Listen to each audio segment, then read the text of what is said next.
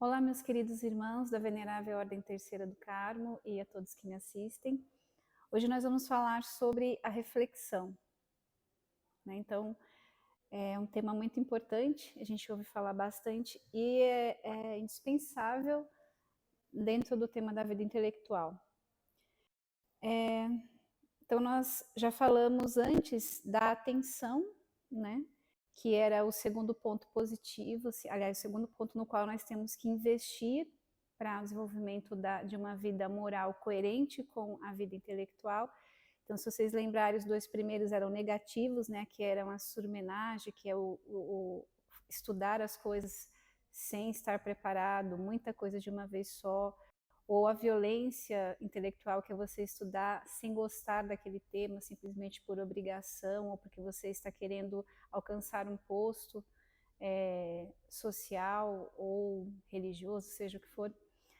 E esses dois que são, que a gente deve buscar, né, moralmente, nós devemos buscar para uma boa vida intelectual, desenvolvimento de uma boa vida intelectual, que são a atenção, desenvolvimento da atenção e a reflexão.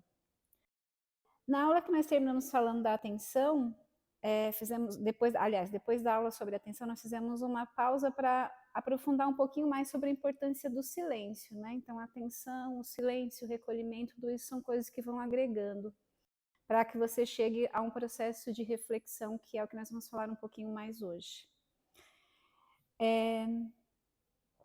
Tem uma frase aqui de uma autora francesa, Madame d'Alembert, que diz assim, ó, 1/4 de hora de reflexão desenvolve e forma melhor o espírito que um amontoado de fatos.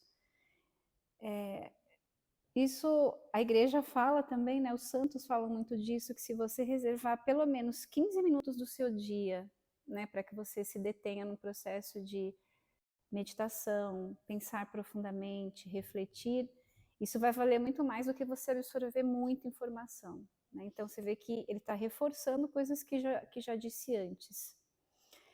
E ele coloca, né, sendo a reflexão muito importante, ele coloca um pouco do cenário que nós vivemos hoje, né? E esse livro, assim, não é do ano passado, já faz um tempo. A gente está num processo histórico, assim, que esse tipo de hábito, né? Que aí entra na vida moral, como isso não está sendo mais feito, esse hábito de pensar sobre as coisas, de refletir sobre a sua vida, os acontecimentos da sua vida segundo verdades superiores, né? Então a gente está perdendo muito isso enquanto algo que seja, vamos dizer, comum, né, na nossa sociedade.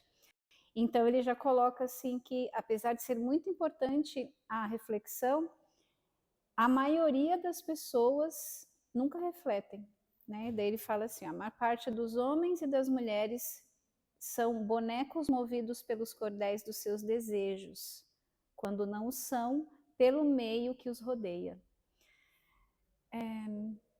A gente falou já disso aqui, imagino que vocês tenham visto até, talvez se já estudaram um pouco, né, sobre a alma humana, né? Então, nós precisamos passar, né, precisamos educar a nossa alma, submeter a nossa alma a uma educação que nos faça submeter os sentidos inferiores as faculdades inferiores às faculdades superiores, que são a inteligência e a vontade. Quando isso não ocorre, né, então eu não reflito, eu não medito, eu não penso profundamente nas coisas, nas verdades eternas, não ilumino a minha vida por essas coisas que são verdades sobrenaturais ou até verdades que a gente vê não só nas Sagradas Escrituras, né, mas se a gente observar à nossa volta as coisas como elas são, a ordem que Deus criou nas coisas, a gente vai perceber isso. Quando nós não fazemos isso, nós somos levados pelos nossos desejos, né? Então, por exemplo, na igreja se chama, os santos, né, chamam isso de paixões, né? As paixões, os apetites concupiscíveis ou irascíveis. Então, se você puder, leia mais sobre isso, que é muito interessante. Você vai entender melhor tudo isso. E quando a gente conhece esse processo e começa a fazer essa busca da verdade pela inteligência, é a inteligência que vai governar, né? Então, os seus desejos, eles não vão, os seus desejos, vamos dizer assim, mais carnais, né? Dessa parte dos sentidos da alma, não vão te arrastar o tempo todo, né? Então, você precisa refletir pela inteligência para que a vontade se fortaleça no sentido daquilo que é melhor a vida humana, para que você não se deixe arrastar por esses desejos, como o autor colocou aqui. E aí ele fala, ou as pessoas são arrastadas pelos seus próprios desejos, são como cordéis, né? São como marionetes, ou elas são levadas pelo meio, né? Então a pessoa, ela é levada pelos próprios desejos, ou o meio coloca lá, agora vocês deveriam fazer assim, né? São os movimentos de massa, o pensamento de massa, a moda da massa, tudo segundo o que o meio está fazendo com elas. A gente já falou antes da cultura, então por isso que uma transformação considerável, né, a ponto de você ter uma mudança cultural que favorecesse a formação de pessoas segundo isso que a gente está falando aqui, pessoas com mais capacidade de reflexão, ela vai começar, essa mudança só pode se dar a partir da mudança do indivíduo. Então, isso aqui é muito animador para nós, porque a gente não tem que pensar assim que eu vou mudar o mundo inteiro de uma vez, não, eu vou mudar a mim mesmo, né? Eu vou fazer esse investimento em mim. Uma pessoa que consiga fazer isso, ela vai abrir a boca em algum lugar, ela vai trabalhar, ela vai viver normalmente, ela já vai levar isso para as outras pessoas, entende? Então, é isso realmente que vai fazer a diferença. Então você começa por você, aos poucos, o próprio Deus vai cuidar de aproximar outras pessoas que querem fazer isso também, ou que já estão fazendo isso, para que vocês consigam daí, de repente, num grupo, construir coisas que tenham um impacto maior, né, em termos de sociedade, de civilização e tudo mais. Mas o processo é esse, comece investindo em você. E aí ele coloca em seguida quais são os métodos, né, que se usam normalmente para reflexão e que não funcionam muito, que são os métodos assim muito baseados na memorização. Então ele vai falar de um uso inadequado da memória aqui.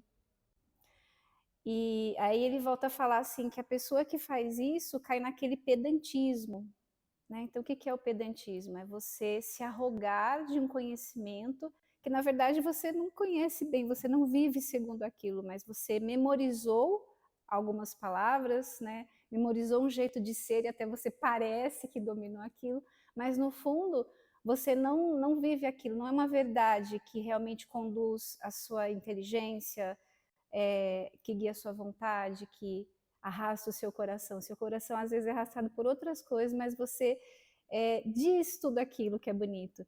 E aí até o autor ele coloca uma imagem que é interessante para a gente guardar, né? Ele fala que a pessoa que faz isso, ó, os pedantes, vão escamoteando a ciência nos livros, mas só a conservam na ponta da língua para vomitar e deitar ao vento as palavras. Aí vamos pensar um pouco, né? Quando o corpo expele alguma coisa, o ato de vomitar é alguma coisa que não está fazendo bem, percebe? Alguma coisa que está indigesta, que não cai muito bem. E depois vira como palavras ao vento, né? Como coisas ao vento. As palavras que voam ao vento são palavras que não param em lugar nenhum, né? Não chega ao coração das outras pessoas. Mas por que não chega? Porque também não saiu de um coração verdadeiro, né? Então, se eu vou só falar porque eu memorizei aquilo e realmente eu não procuro viver de acordo com aquilo, não tem muita verdade no que eu estou falando. Percebe? Uma verdade. Aliás, essa pode até ser verdade, mas essa verdade não chega no outro porque ela não foi atualizada em mim, né? Então, à medida que eu vivo de acordo com aquilo, aquela verdade que eu estou falando vai ter muito mais força e vai chegar ao coração da outra pessoa. Se não é apenas como um ato de jogar para fora e logo se perder, né? Entra como aquela coisa, entra por ouvido e sai pelo outro. Né? É bem interessante essa reflexão que o autor faz. E aí depois, no finalzinho desse trecho, ele coloca algumas sugestões, né? Ele fala dos meios que se deve empregar para habituar a alma, né, a pessoa, à reflexão, ao ato de refletir. Então, ele coloca 3 pontos.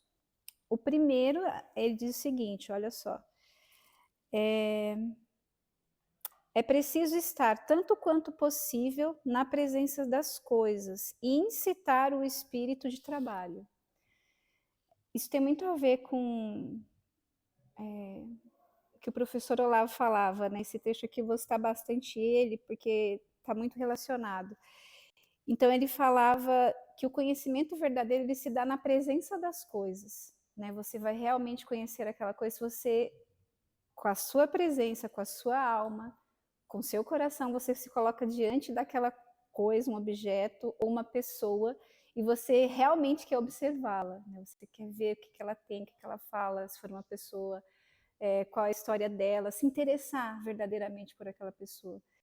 E se for um objeto, aí até ele traz um exemplo muito interessante, né? Que as crianças nos Estados Unidos, elas são colocadas, por exemplo, para elas aprenderem o funcionamento de uma máquina, elas são colocadas diante de uma máquina e elas desmontam toda a máquina e depois montam toda a máquina novamente. E aí sim elas podem dizer que elas conhecem o processo pelo qual as coisas são feitas.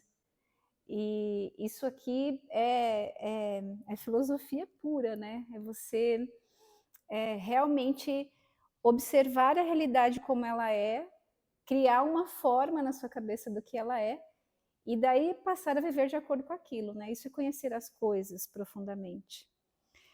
Segundo ponto, é preciso interrogar-se, obrigando-se a pensar para tornar-se senhor de seus conhecimentos e a precisá-los. E aqui ele termina esse trecho concluindo assim, ó, revestindo-os de uma forma. De novo, assim, um termo muito da filosofia, né? Quando eu falo de forma aqui, é o que as coisas realmente são, né? Você conhecer a essência das coisas.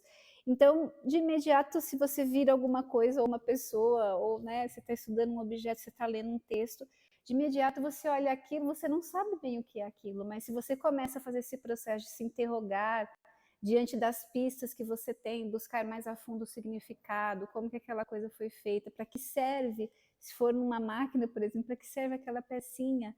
Então você está chegando no entendimento essencial das coisas. E aí você forma, né, na sua alma, na sua memória, você adquire a forma dessas coisas. E depois, quando você for tratar dessas coisas num contexto maior da realidade, você vai falar sabendo que são aquelas coisas. Não simplesmente porque você memorizou, né, sem conhecê-las de fato. E o terceiro ponto que ele sugere ainda é que nós devemos nos obrigar aos estudos filosóficos, né? A filosofia pode nos levar a graus superiores mesmo da reflexão. E a palavra que obrigar-se não quer dizer que alguém tem que vir e fazer, né? Você estudar. É você mesmo, você colocar-se na obrigação de estudar um pouco de filosofia, né? Ter estudos filosóficos, né? Estudar, não estou falando os pensadores, né? É usar mesmo o que é a filosofia. Então, o processo principal na filosofia é o pensamento, é a reflexão, é a indagação, é o questionamento para você buscar a essência, a verdade sobre as coisas. E o professor Olavo, ele coroa ainda essa compreensão, né, melhora ainda mais essa definição, digamos assim, essa explicação do que é a filosofia, falando que a filosofia é a unidade entre a verdade e a unidade da consciência do ser humano, né? Então, a busca da verdade, ela concilia a busca da verdade com a unidade da consciência. Percebe que está muito relacionado com isso que eu falei antes. Então, você, sim, se aplica à busca da verdade na meditação, na reflexão, e adquire uma unidade de consciência, ou seja, você vai agir de acordo com aquilo, você não vai ser aquela pessoa que fala uma coisa e age de uma forma completamente diferente daquela que você diz, né? Isso em tudo. E muitas vezes você não precisa nem dizer, né? É só você agir de acordo com aquilo que você pensa, você já vai transmitir, vai fazer a diferença no ambiente que você vive, porque os hábitos que você terá vão mostrar que há ali um processo mais, vamos dizer, profundo de ver as coisas, né? Um processo diferenciado do que se faz hoje. Se não houver essa unidade de consciência, você se torna, sei lá, uma pessoa assim, no mínimo estranha, né?